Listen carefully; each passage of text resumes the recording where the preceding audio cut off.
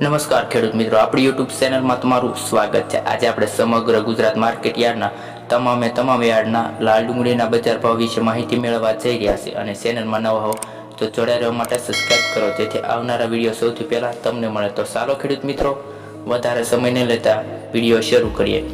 Market yard નીચો ભાવ અને ઊંચો ભાવ।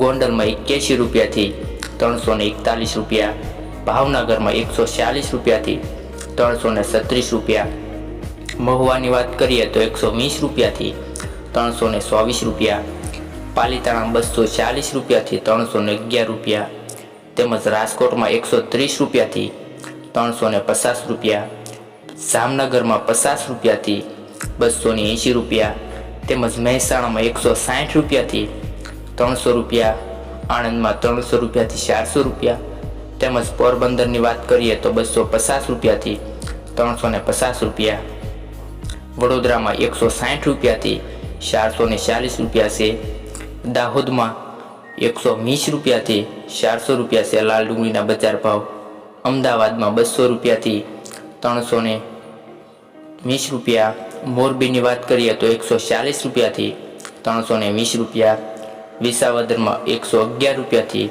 251 રૂપિયા, જેતપુરમાં 41 રૂપિયાથી 326 રૂપિયા, ધોરાજી માર્કેટ યાર્ડમાં 56 રૂપિયાથી 241 રૂપિયા, મોડાસા માર્કેટ યાર્ડની વાત કરીએ તો 80 રૂપિયાથી 290 રૂપિયા।